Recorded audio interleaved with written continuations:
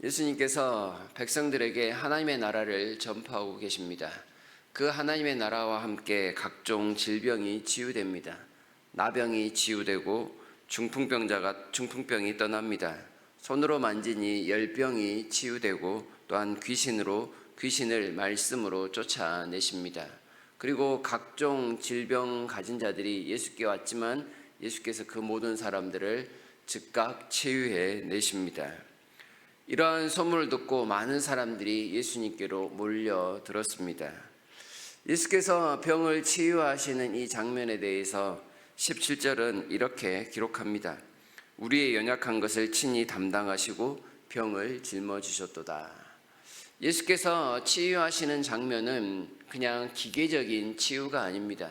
어떤 약을 써서 그 약을 통하여 그들의 아픔을 덜어주는 그런 장면이 아니라 그 사람이 가지고 있는 모든 약함과 질병을 예수님의 몸에 그대로 가져오는 것을 의미합니다. 다시 말하면 병을 예수님께 떠넘긴 다음에 그 사람은 치유와 나음을 입는다라는 그런 의미입니다. 예수님께서 다른 사람의 병을 치유하셨다. 그것은 그 사람이 간직하고 있는 모든 약함과 그 아픔을 대신 가져가셨다라는 의미입니다. 그 결과 그 사람은 나음을 입게 되었습니다. 바꾸어 이야기를 하면 그 사람이 가지고 있었던 모든 고통의 약함과 질병과 그 아픔은 예수께서 대신 지시고 그 사람에게는 치유와 나음을 선물 받은 그런 사실을 이야기하고 있습니다. 치유를 위해서는 누군가 대신 아파야 합니다. 그리고 또한 누군가는 대신 고난을 감수해야 합니다. 누군가가 치유를 받았다면, 예수님을 믿고 치유를 받았다면 함부로 살아서는 안 되는 이유가 여기에 있습니다.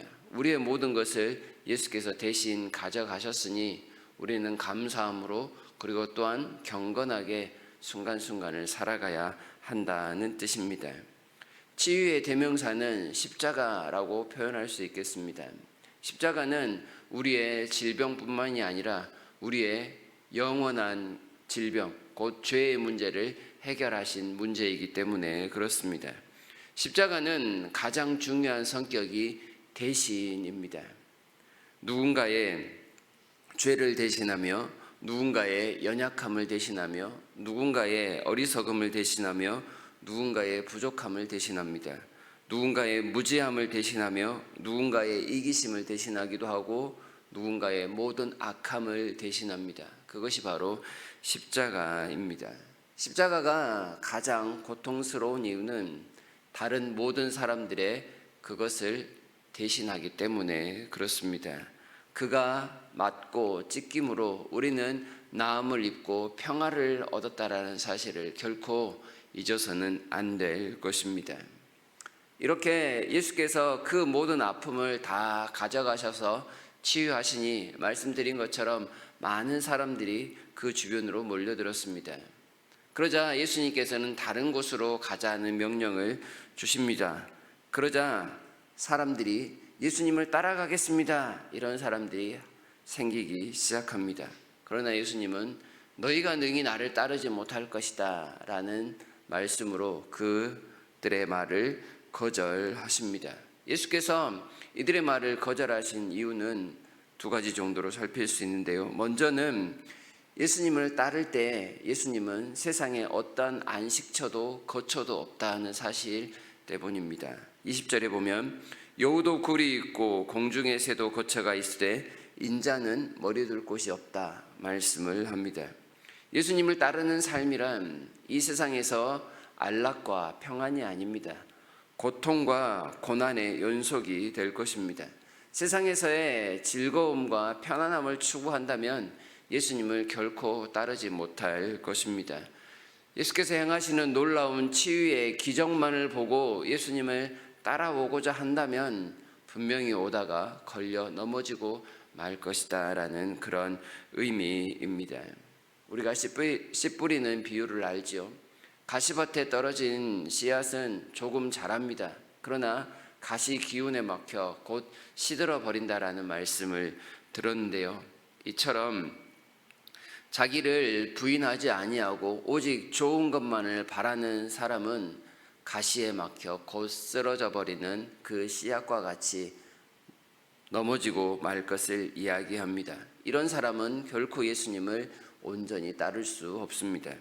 두 번째는 사람들이 자기의 삶의 우선순위를 바꾸기 어려움을 알기 때문이셨습니다. 21절에서 어떤 사람이 나와 내가 먼저 가서 내 아버지를 장사하게 허락하옵소서 이야기합니다. 이때 예수님이 죽은 자들이 그들의 죽은 자들을 장사하게 하고 너는 나를 따르라 말씀을 하십니다.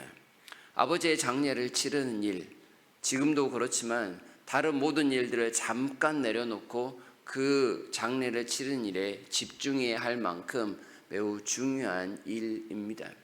매우 삶의 우선순위가 높은 일이 아버지의 장례를 치르는 일입니다. 그러나 예수님께서는 그것보다 더 높은 우선순위를 가진 것이 있다고 지금 말씀하고 계십니다. 너는 나를 따르라. 그것은 사람들이 생각할 수 있는 가장 최고의 삶의 우선순위보다 지금 예수를 따르는 것이 더 높은 우선순위라고 말씀을 하는 것입니다. 지금 당장에 해야 할 아무리 중요한 일이 있지만 그것을 내려놓고 예수님을 따를 수 있느냐라는 이러한 사고방식을 바꿀 수 없다면 예수님을 온전히 따를 수 없다는 말입니다. 예수님을 따르고자 하는 것, 그것은 그 어떤 일보다 시급하고 중요한 일입니다. 여기에 양보가 있다면 그는 온전한 예수님을 따르는 사람이 될 수 없습니다. 예수께서는 너는 나를 따르라 말씀을 합니다. 다른 사람은 일상의 우선순위를 따를지라도 너는 나를 따르기로 했으니 나의 말에 항상 우선순위를 두라라는 의미가 될 것입니다. 우리는 먼저 살면서 믿음이 우선인지 우리의 일상의 삶을 영위하는 것이 우선인지 선택해야 될 때가 있습니다. 마르다와 마리아의 비유를 아시지요? 둘 다 우리에게는 중요한 일입니다. 예수님을 섬기는 것도 중요한 일이고 예수님을 따르는 자를 섬기는 일 역시도 중요한 일입니다. 그리고 예수님 앞에 나와 말씀을 듣는 일, 곧 예배드리는 일도 중요한 일입니다. 둘 다 놓칠 수 없는 일입니다. 그러나 선택해야 하는 순간이 온다면 그 둘 중에 더 중요한 것이 무엇인지를 분명히 알고 선택해야 합니다. 그리고 그 기준은 하나님이 원하시는 것, 하나님이 더 기뻐하시는 것을 선택할 때 하나님의 온전한 제자가 될 수 있다는 말씀입니다. 우리에게 중요한 것은 너는 나를 따르라는 예수님의 말씀에 순종함입니다. 사도들을 부르실 때 그 사도들은 하나같이 예수님을 따르는 것에 먼저 우선순위를 두었습니다. 자신의 직업을 버렸고 자신이 잡아놓은 물고기를 버려두었고 그 아버지와 배까지도 버려두고 예수님을 따르는 장면들이 어부들을 제자로 부르실 때 나타나는 장면이었습니다. 그래서 그들은 예수님을 따르는 제자가 되었습니다. 이것저것 따지고 계산하면 주님의 제자가 될 수 없습니다. 오직 주의 말씀에 즉각적으로 순종하는 사람만이 주님의 제자입니다. 예수님이 좋다고 모여든 수많은 사람들이 있었습니다. 따라갈 마음이 있었지만 그 마음이 있다라고 해서 모두가 다 제자가 되는 것은 아니라 함을 우리는 들어야 하겠습니다. 그들은 그저 무리 혹은 군중들일 뿐입니다. 제자와 무리는 차원이 다르지요.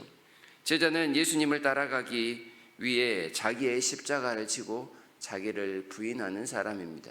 그러나 무리는 예수님보다 자기의 삶이 우선이라 자기를 부인하지 못하는 그런 사람이라고 표현할 수 있겠습니다. 우리는 제자인가요? 삶의 우선순위를 주님께 두고 주님을 따라가며 최선을 다하는 제자의 삶을 살았으면 좋겠습니다. 우리의 죄를 대신 짊어지신 예수님을 따라가면서 세상의 안락보다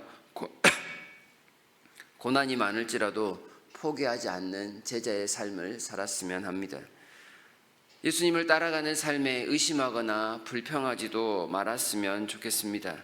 친히 우리의 모든 것을 옮겨가신 주님의 십자가를 바라보며 한 걸음씩 한 걸음씩 제자의 삶을 살아가는 우리 모두가 되었으면 좋겠습니다.